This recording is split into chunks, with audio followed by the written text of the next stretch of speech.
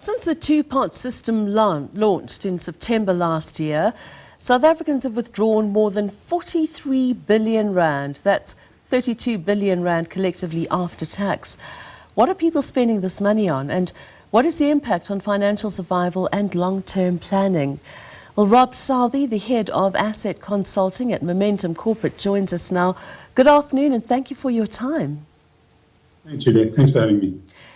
Briefly explain, what is the two-pot system, in case any of our viewers don't know what it is or haven't heard about it? So the two-pot system forms part of the retirement fund structure. So what that effectively means is that as you contribute every month towards your retirement fund, 1/3 of those contributions will go into what is called a savings pot, and 2/3 will go into a retirement pot. Now, the savings pot you can access once a year, kind of whenever you want it, and you can spend that specifically focusing on things like luxury. So in short, it's quite a bit more complex than that, but yes. In short, that's all we really need to understand at this stage. And then how are those funds taxed?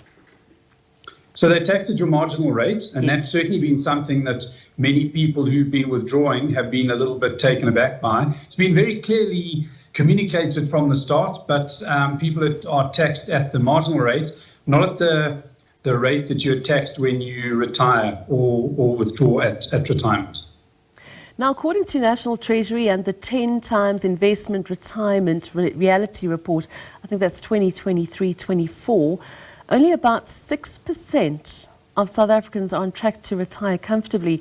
Now, that's a very scary statistic. Surely utilising the two-pot system could come with strict guidelines on how to use the money you would have access to.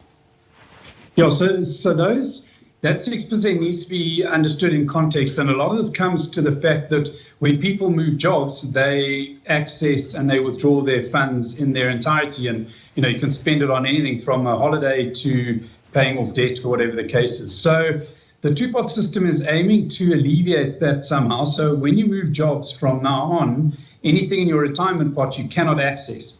So through a period of time, and I think the inflection point is about 7 years from now, you'll find that the retirement fund savings pot will effectively overtake what would have been there if the two-pot system had not been introduced. So the two-pot system seems to be in conflict with long-term retirement fund savings, but the net effect that we expect to see is it'll actually have a positive impact on long-term retirement savings in SA.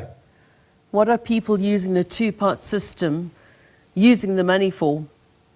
Yeah, it's actually a very interesting question, because initially the only data that we had was as members withdrew their money, the service provider would then ask them, what are you going to do with this?